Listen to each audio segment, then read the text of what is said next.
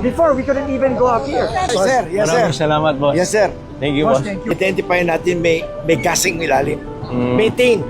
Pag nabuksan mo yun,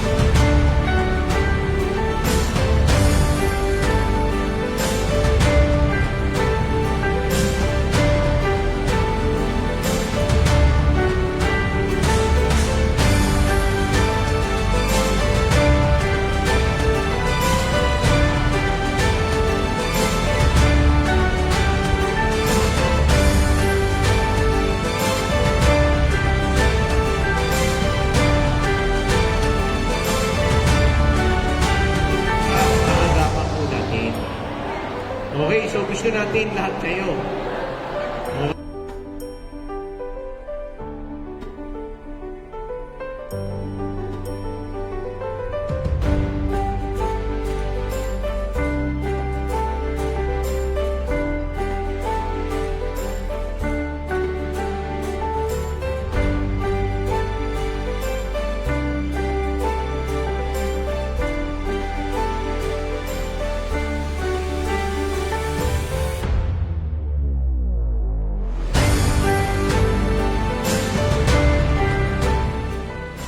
Pero ang ganda na lahat. Okay, so dapat iisip mo yung future. Diba? So, yun yan. At hindi lang yung hirapan niya.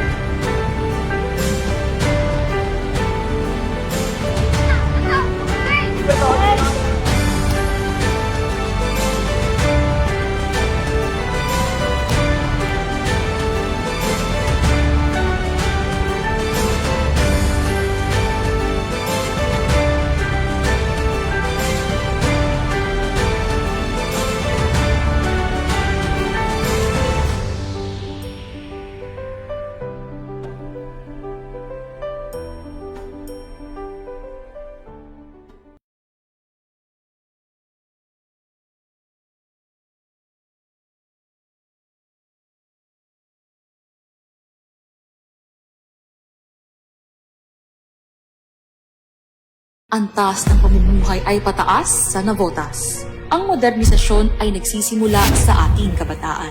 Handog ng Navotas Polytechnic College ang state-of-the-art na classrooms, elevators, hallways, cafeteria, gymnasium at tennis court. Ang pangunahing hakbang sa pagiging smart city ay ang pagkakaroon ng smart Navoteño students.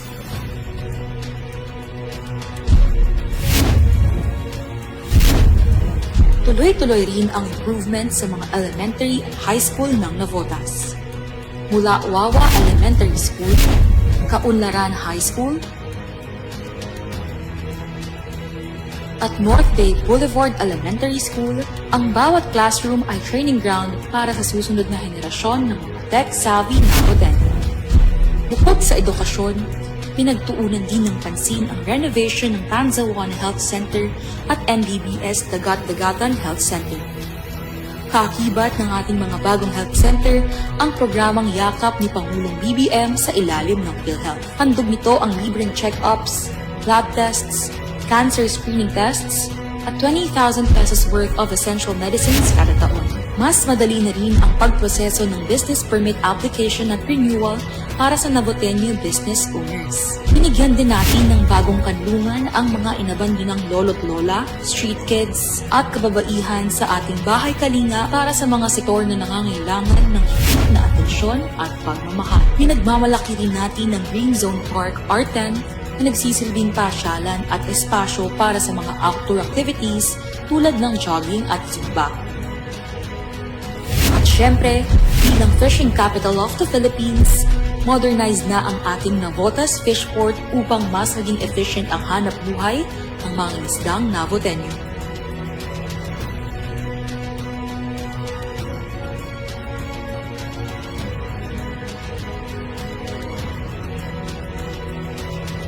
Kakibat ng pagiging smart city ang modern and flood-free housing para sa Navotenyo.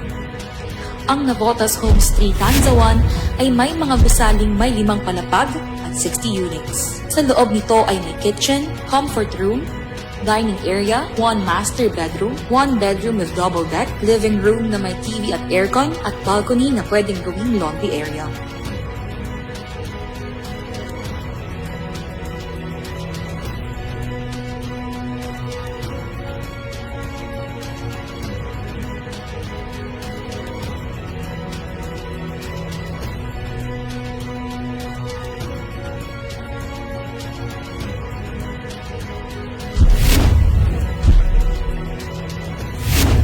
Upang makainganyo ng mga turista at maging handa sa pag-oorganisa ng mga events, nandito na rin ang Navotas Convention Center na may libo-libong seating capacity, multi-purpose hall, at gymnasium.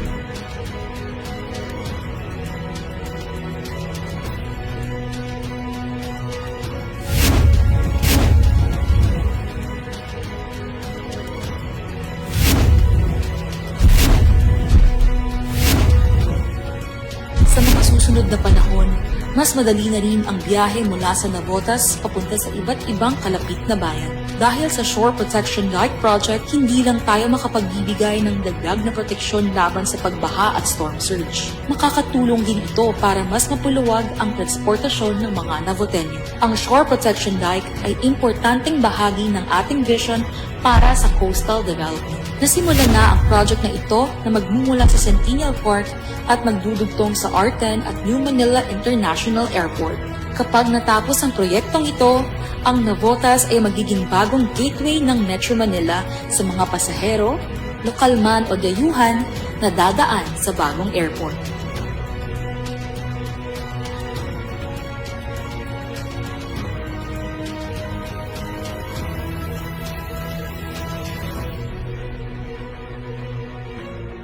Hindi tayo hihinto sa pwede na dahil ang hangganan ng Navotas ay ang burok ng tagumpay. Sabay-sabay natin abutin ang Navotaas na pamumuhay, Navotaas na kinabukasan at Navotaas na handa sa modernisasyon. Navotaas, itaas ang antas ng buhay, Navotenyo.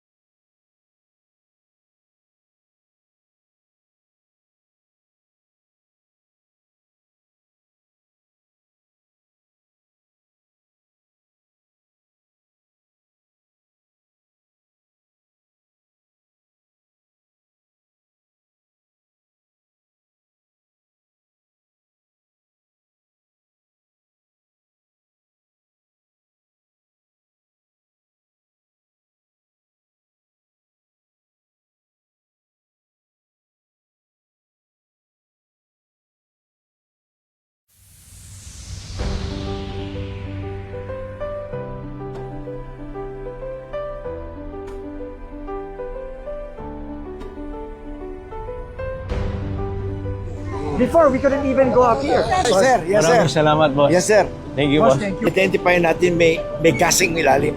Mm. Maintain. Pag nabuksan mo yun,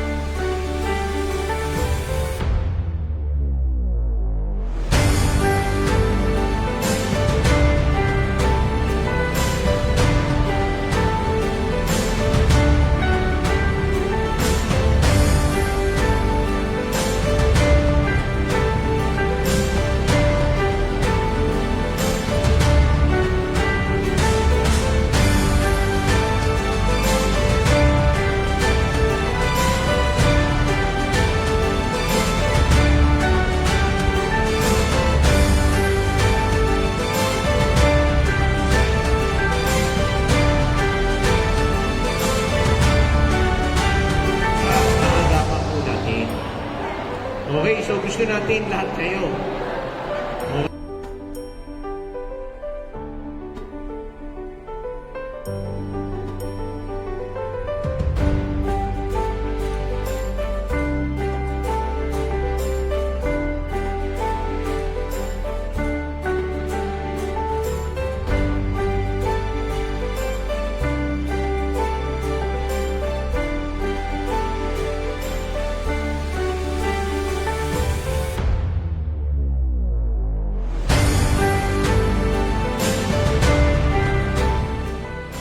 Pero ang ganda na lahat. Okay, so dapat iisip mo yung future mo. Diba? So, yun nga. At hindi lang yung kahirapan niya.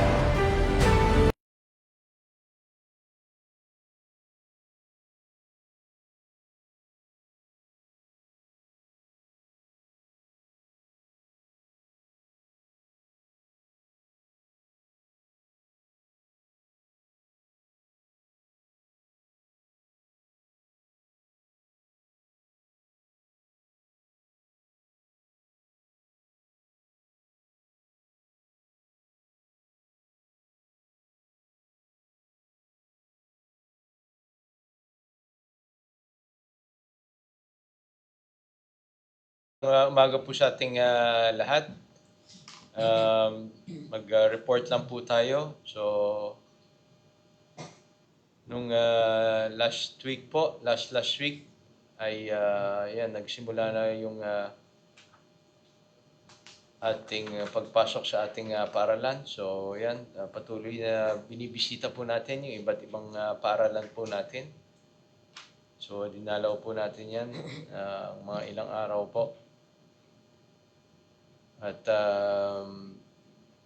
nagkaroon rin po tayo ng selebrasyon kasama ang ating Navoteño student athletes na nanalo itong palarong pambansa. Hindi ganun karami yung pinadala po natin doon, pero halos lahat po sila ay nagkaroon ng medalya. So congratulations po sa mga Navoteño student athletes po natin na sumali sa palarong pambansa. Okay, pinagmamalaki kayo ng ating lungsod at sana patuloy kayong mag-ensayo, improve yung ating sarili at maging inspirasyon pa kayo dun sa mga iba't ibang mga kabataan po. Nag-iikot rin po tayo dun sa mga ginagawang mga infrastruktura, lalong-lalo na dahil tag-ulan na po. So marami tayong minamadaling mga iba't ibang proyekto para makatulong doon sa pag-manage nitong mga ulan po at high tide. So meron rin po tayong bagong tinayong at in-inaugurate na school building sa Tangos Elementary, Tangos 1 Elementary. So 12 classrooms po yan. Madadagdagan ulit yung mga ating mga classrooms doon. At syempre mas maging maluwag para sa ating mga estudyante. So tuloy-tuloy lang po yung pagpapatayo ng mga classroom po dito. At syempre gusto natin mas komportable sa pag-aaral yung ating mga anak po. Kasabay po niya, nagpapasalamat po tayo sa Chinese Filipino Business Club sa kanilang mga donasyon doon sa iba't ibang paaralan po ng school supplies po. So nagkaroon rin po ng hands-on skills training and perfume dishwashing liquid making para dun sa mga ALS at adolescent mothers po. So meron ring programa ang Thermomobile at DNR dun sa Clean Air Clinic at Smoke Emission Testing at kasabay po niya nagkaroon rin po ng medical mission. So meron rin pong ginanap na Gender Sensitive and PWD Inclusive Customer Service Training sa ating mga LGU frontliners po. At nagkaroon rin po tayo ng blessing dun sa office po, dun sa Fishport, sa Auxiliary Invoice Management Section. At nag-opening na rin po yung ating grand food bazaar. Yan, dyan lang po sa baba ng ating City Hall. So hanggang June 24 pa po yan, kaugnay po yan ng ating celebration ng 19th Cityhood Anniversary. So marami pong yan, pagkain po dyan at syempre merong entertainment rin po dyan.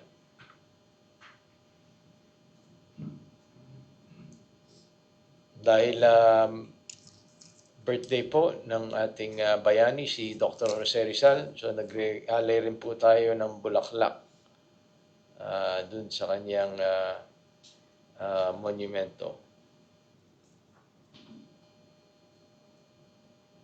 Ayan, kasama natin yung mga iba't ibang sektor, syempre lalo-lalo na yung mga estudyante. Yan, para patuloy silang ma-inspire dun sa mga ginawa at kabayanihan ng ating bayani. Dumaan rin po tayo sa Elderly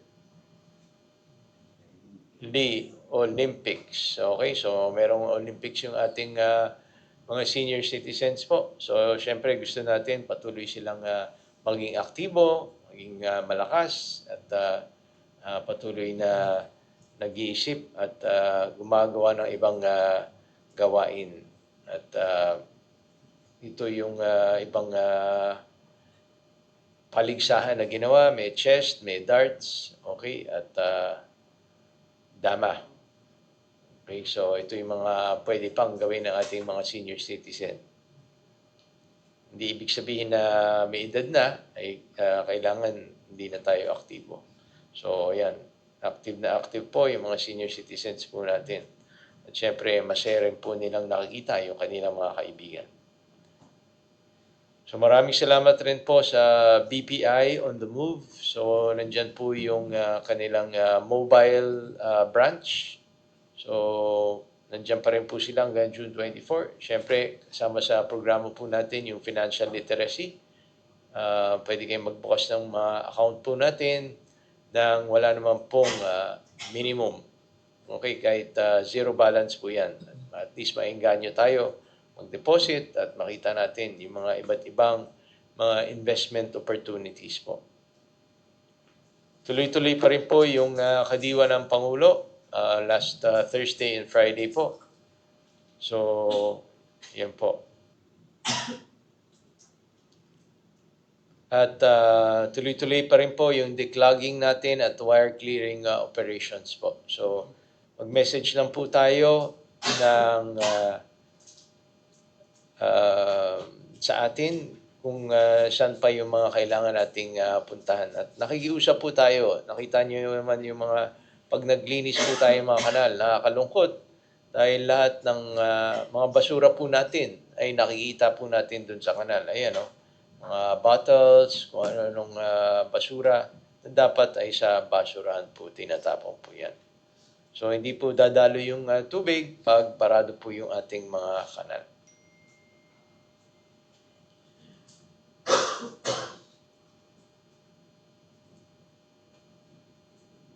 At nag-attend po tayo ng 15th Mayor's Forum at World Cities Summit sa Singapore. So, yan, na nilalatag po doon yung iba't ibang best practices na ginagawa ng iba't ibang lungsod sa iba't ibang bansa. So,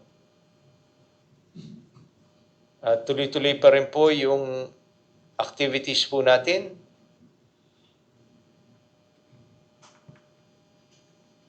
So mamaya meron tayong blessing and inauguration ng Pantay-Pantay Court sa Tangos. Meron rin po tayong blessing at inauguration ng Kapalaran Court sa San Roque.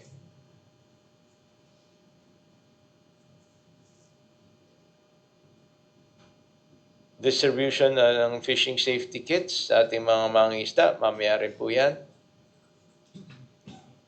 At bukas po, meron tayong coastal cleanup activity. Dito po tayo sa San Jose. Okay, tapos bukas rin po, meron tayong blessing inauguration of Tansa Elementary School DepEd Building. At bukas rin, meron tayong DTI na seminar para sa livelihood at meron tayong mga bibigyan na mga grant. At tuloy-tuloy yung hands-on skills training and beauty care sa LGBTQIA+ community. At sa June 24, meron tayong job fair mula sa Navotas City Convention Center mula 9 a.m. hanggang 3 p.m. So, dalhin lang po natin yung ating valid ID at syempre yung resume po natin. At marami po tayong mga iba't ibang kumpanya po dyan. So, kung naghahanap po tayo ng trabaho, ito na po ang oportunidad. Meron rin po tayong ribbon cutting ng ating private wards sa Navotas City Hospital. At meron tayong oath-taking of newly hired employees. At syempre, ang huli po ay ang launch ng ating NAVAP. 7 p.m. po sa Navotas City Convention Center po. Okay? So, yun po yung mga events po natin. Tapos meron po tayong Navotas Institute Annex 1, Manicure and Pedicure. Social pension na schedules po natin. Yan po. Sa mga binabana po natin sa bawat barangay po yan para hindi kayo mahirapan. At high tide sa Biyernes po ay pataas po ulit yung tide level. So ingat po tayo, tuloy-tuloy pong pataas po yan.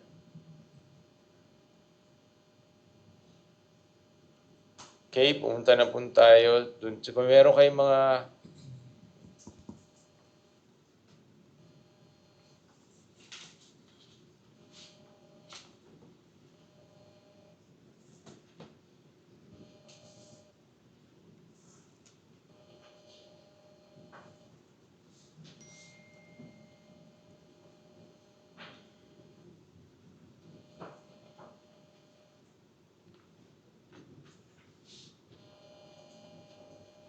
okay, pwede po ba kami pumunta sa SM Grand kasi mali ang month ng birthday niya sa national ID?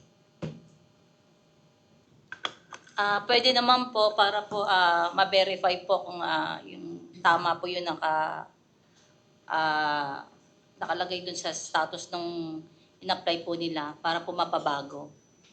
Ask ko lang po kung saan pwede magpa-national ID para sa 4-year-old. Sa SM din po, meron po sa SM Sangandaan. 3rd floor po. Wala na ba tayong schedule dito? Wala na po. Kailan po scheduled sa Danghari?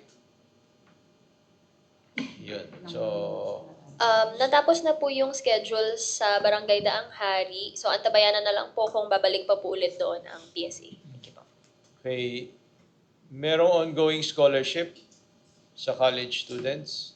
So, tapos na po yung pagpapasa ng scholarship po natin. Before magtapos pa po yan ng school year. Kasi nagsimula na po ang pasok po. Paano maging qualified sa Navotas Merit? Okay po. Para po sa ating Navota as Merit Scholarship, ang pinagtitake po natin ito ay yung mga top 10 students ng bawat public school po dito sa Navotas. Kagaya po na nabanggit ni Mayor John, natapos na po yung exam at na-award na rin po natin yung ating Merit Scholarship. Sa mga interesado po for other forms of college scholarships, pwede rin po kayo makipag-ugnayan sa inyong mga barangay para po doon sa ating Bagong Pilipinas Barangay Scholars. Ask ko lang po, nakakuha kami ng slot for medical assistance para sa tita ko na cancer. Pwede po kaya ako maglakad? Ang nakalagay po kasi sa ating post, anak, kapatid, asawa, magulang lamang po yung pwedeng maglakad ng medical assistance ng pasyente. Paano yung wala ng asawa? Yung mismong patient po ang in-encourage po namin na i-register nila. Kasi pag tita po kasi maraming klase na relationship na tiyahin, pwede pong pinsan, ganun. Check nyo na lang kung paano, kung ano. Paano po kung hindi naka-attend sa tulong medical? Hindi na po namin ina-accommodate after po ng assessment dahil kailangan pa po namin i-send sa DSWD NCR for cross-matching po ang mga pangalan. Okay, nag-text sa akin ng peso. Hindi po ako makauwi ng Pilipinas dahil na-delay ang uwi ko. May next interview pa po ba? Magandang umaga po. Baka po yung tinutukoy niya ay yung pong sa OFW na employment po natin. Natapos na po ang interview. At kung sakali, makapag-ugnayan na lamang po siya sa peso para sa ibang program namin. Thank you po. 83rd birthday po ng lola ko ngayon. Kada taon pumupunta kami. Kaya lang, hirap siya maglakad. Pwede ba akong kumuha? At ano yung kailangan dalhin?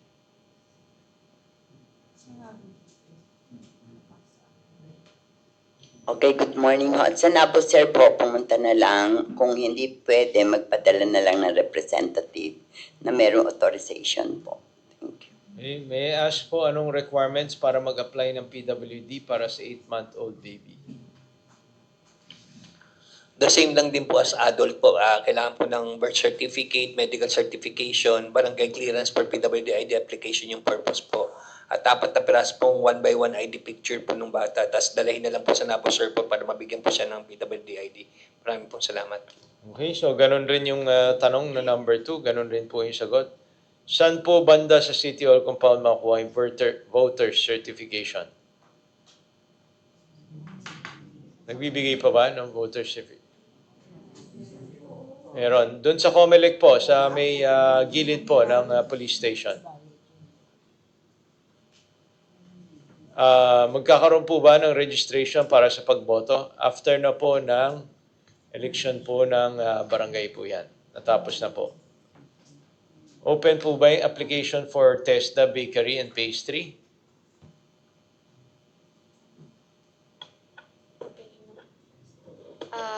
Currently, meron na po tayong ongoing. So, abangan na lang po natin yung next opening po ng Bread and Pastry Production sa amin pong FB page na Navotas Institute. Yung driving, NC2 driving certificate. Ito po ay ino-offer po ng TESDA Navotas Training Institute. Located po sila sa C3 Road, Navotas. Meron po din po silang sariling FB page para po makapag-inquire po kayo. Thank you po. Gusto po namin humingi ng tulong sa Baradong Kanal sa Espina Street and BBN. Hindi po bumababa ang tubig at maraming lamok. Sir, na-schedule na po natin last week. Nalinis na? Nalinis po natin last week. Baka pwede pong malaman po yung details po ng nag-request po ulit ngayon. Opo. So may nag-text po dito last week, pinapuntahan na po yan. So gusto natin malaman saan mismo po yan. Maaari pong matakpan ang butas sa gitna ng kalsada sa harap ng dating baliwag. C3, kanto, abangan ng jeep. Yes po, noted po, Mayor. May nagko-construction po na walang building permit sa gilid ng pinapagawang building sa 19 Everlasting Street. Copy sir, papuntahan po namin today po. Nakagat po ako ng daga. Bukas po ba ang Navotas Wellness? Opo boss, bukas naman po ang ABTC natin. Kaya lang po yung daga naman po, wala naman siyang rabies. Binibigay lang po natin tetanus toxoid saka po sa kirot sa kung sakali man po lalagnatin. Okay, saan po ang dog pound? Doon po yan sa Bangkulasi po. Okay, doon sa Farm C. Doon sa may tabing ilog po. Pwede po bang malaman kung saan kami pwedeng mag-update tungkol sa libreng salamin? Yakap noong May 7. Ibinigay na po lahat ng salamin, tinurn over na po sa DepEd. Ang schedule po malalaman po sa principal nila. Posible po ba magpaayos ng birth certificate? From male to female? Pwede po, mag-a-apply lang po ng petition for change of sex po. Bali, punta na lang po kayo ng gender. Bali po, punta na lang po kayo sa opisina namin, second floor, para po mabigyan po namin kayo ng kaukulang requirements po. Ano po ang requirements kapag late registration? Magkano bayad? Conforme po dun sa edad po ng irirehistro natin, ang requirements po, magbe-base po tayo dun sa edad. Bali po, ang penalty po natin is 300. Pero po kung botante po ng nabotas, indigency lang po ang ipepresent po sa amin para po ma-waive na po ang penalty. Magkano ang PSA birth certificate kung magre-request ng copy? 195 po ang birth certificate po natin. Bakit bawal magpakabit ng internet? Hindi kami makapag-online. Hindi po bawal magpakabit ng internet. So, pwede naman po magkabit ng internet, pero kailangan rin po magkabit ng poste kung wire po yan. So, kung wireless, walang poste. So, baka meron po kayong pagkukunan na wireless po kung ayaw po nila magkabit pa ng poste. Kasi kung saan-saan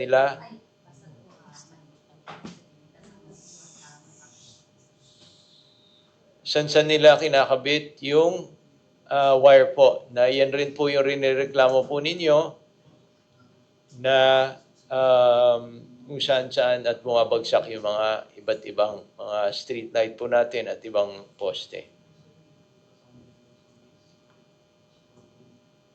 So, yung mga biktima ng flash flood at bagyo sa Celeste,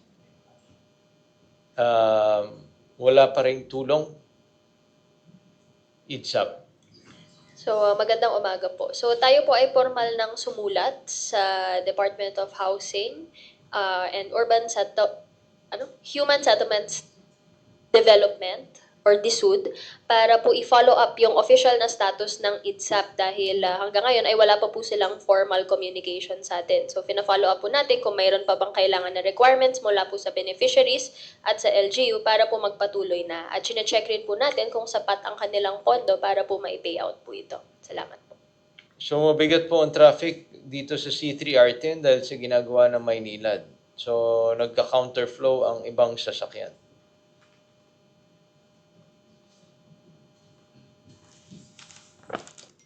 Magandang umaga po sa ating lahat. So, yung mga sa traffic po pinapupuntahan po natin yan sa rider para maalalayan po yung flow ng traffic. Okay, so meron pa po. Regarding sa tulong-dunong NPC. Good morning po. Waiting po kami sa response ng concerned office tungkol doon sa letter of inquiry po namin. Kung meron pong update po, we'll let you know. Thank you po. Isa kong beneficiary sa Tansa Pabahay, kailan po malilipatan?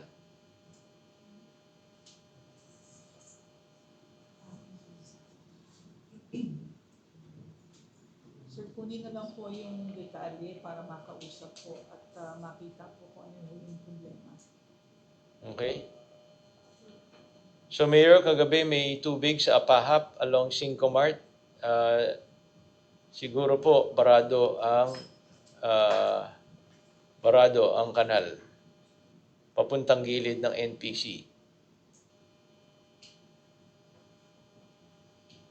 Ito po, Mayor, yung kanina pong discussion po natin, no? Yung sa Bangkulas MMDA pumping station. So unfortunately, dapat po 2 pumps na po ang gumagana po doon. However po, yung bagong pumping po, hindi pa rin po na-accept ng MMDA. So ito po yung wina-workout po natin kasama po si Congressman na sana po ay ma-accept na po ng MMDA yung operation para kung kasing lakas po kagabi yung pumping stage ng ulan po kagabi ay hindi po kaya ng isang pumps na po ng MMDA. Medyo na-late lang po yung operation natin ng 2 kasi kailangan pa natin kontakin yung mga supplier po ng mga bagong pumps po doon. Mayor, sana pwede magpalit ng ID ng national kasi burado na po yung mukha. Pwede naman pong i-request po yun sa PSA po. Pwede rin po silang pumunta doon sa SM Sangandaan or sa Valenzuela po para po ma-request for the change ng national ID. Kaso nga lang po, Mayor, hindi po namin alam kung kailan mapapalitan. Pero pwede pong i-apply for change. Kailan po yung payout ng medical assistance? Magpo-post na lang po kami ng listahan for cross-matching pa po kasi ito sa NCR. Yung mga kanal po sa kabaan ng M. Naval Street, Barangay San Roque, barado po. Maraming salamat po. Sa ngayon po, ang priority po natin, una po yung sa Governor Pascual. Compared po sa M. Naval, mas malalim po ngayon ang tubig natin sa Governor Pascual. Particular po doon sa area po ng Danghari Street, mula po sa Fisherman's Village hanggang Bacog po. So, kailangan po kasing linisin ng DPWH yung mga box culvert po natin. So, nakipag-ugnayan po tayo sa kanila. Tuloy-tuloy naman po yung pagtulong nila sa atin. Kaso nga lang po, mas malaki at mas malalim po kasi yung box culvert na kailangan linisin sa area. Good morning. Tanong lang po, yung na-reserve sa medical assistance ng GC, pwede po ba yung reseta na galing sa private? Yes, pwede naman po. Basta meron din po silang dalang medical certificate galing po dun sa private clinic na pinagpa-check-upan po nila. Kailan kailangan na sa public? Yung sa medical assistance ng NCR po, yun po yung nire-require po namin na dumaan kay health center po. Okay. Pwede po bang mapuntahan ang ilalim ng F. Ablola? Tangos North, naipunan po ng basura, gawa hindi po nakakalabas sa dike. Sige po, Mayor. Siguro, Sir Erwin, MMDA po, baka po pwede kaming mabigyan po ng assistance po. Sa ngayon po, Mayor, lahat po ng request ng barangay kay Sir Erwin po natin na sinasubmit po. Okay. So, wala na po. Maraming salamat po sa lahat ng mga suggestion at mga katanungan. Meron pa po. May additional. Paano yung sa pabahay? Wala po kasi kaming sariling bahay. Okay, so yung mga pabahay po natin, ang priority po doon, parati naman po natin sinasabi, yung mga nasa danger area po. Okay, lalo na yung mga tatamaan ng mga programa ng flood control po natin. So, limited pa lang po kasi yan, kaya kailangan i-prioritize po natin kung sino yung mauna. So, marami pong programa yung pamahalaan. Nandiyan yung sa Pag-ibig. So, kung member kayo ng Pag-ibig, pag meron kayo nakitang mga bahay o na binibenta po, ay pwedeng Pag-ibig ang mababayad po dyan at tuhulog-hulugan po yan.